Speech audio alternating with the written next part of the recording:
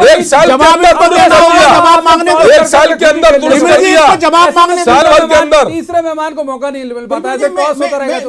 वो पत्रकार है, उनसे जरूर जवाब मांगी। सवाल ये है कि जो टाइमिंग की बात उठ रही है, हम बिल्कुल किसी का, मैंने पहले भी कहा, हम कोई काले कामों का सपोर्ट नहीं कर रहे।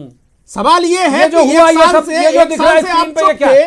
अरे रजनी जी, चुप जो थे, स्क्रीन पे और दिख रहा है, इसका क्या है? जब वीडियो जारी करने का काम तमाम प्रकार अरे वीडियो बीजेपी के लोगों के जारी हुए भाई साहब। इनके मंत्री जो हर दिन बयानबाजी कर रहे हैं, तो क्या उनकी देखरेख में जांच चल रही है हनी ट्रैप मामले की? कैलाश जी की, कैलाश विजयवर्गीय जी की देखरेख में चल रही, वैसा होगा, तो इसका मतलब कैलाश जी की देखरेख में जांच चल रही है। माफ कीजिए भाई, वही आपस में आप लोग कैलाश जी की, कैलाश विजयवर्गीय जी, कैलाश विजयवर्गीय जी जांच कर रहे हैं क्या? पंकज जी माफ कैलाश कीजिए, विजयवर्गीय जी होगा मैं आपको कानून काम कर रहा है।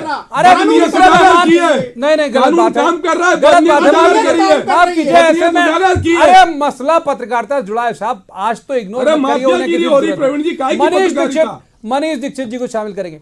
मनीष जी, क्या ये खेमेबंदी हो गई अब उस पूरे मसले को लेके? जैसा आपने भी कहा कि टाइमिंग का एक पूरा एक खेल था, टाइमिंग के कारण ये आया, तो अब पत्रकारों में भी खेमेबंदी हो गई कि बोले कि नहीं बोले, बोलना चाहिए नहीं बोलना चाहिए, अच्छा कहें बुरा कहें, ऐसे हालात बन गए अचानक? देखिए, जहाँ तक पत्रकारिता की बात है, तो जो उस अखबार ने जो चीज़ें बाहर लाई, वो कोई संस्थान, चाहे वो इलेक्ट्रॉनिक मीडिया हो या प्रिंट मीडिया हो, वो चीज़ें वो बाहर नहीं ला पाया। और जब वो चीजें एक लेके आए थे, नहीं बिल्कुल लाए थे। मैं बात कर रहा हूँ, वो दो चीजें जो लाए वो कहीं नहीं थी।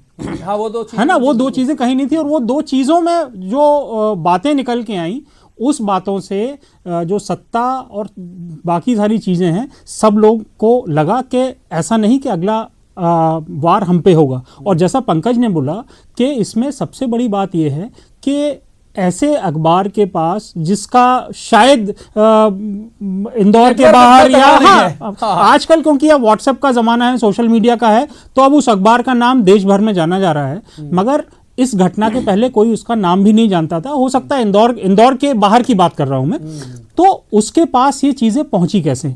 अब जब आप इसके डिटेल में जाओगे तो ये तार कहीं ना कहीं इंदौर से ही जुड़े आते हैं।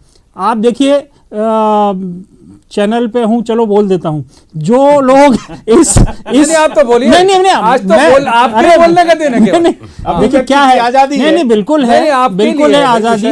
और मैं उस पर वही बोल रहा था कि उन्होंने जो चीजें रिवील करी उसके लिए उनको हेड्स ऑफ।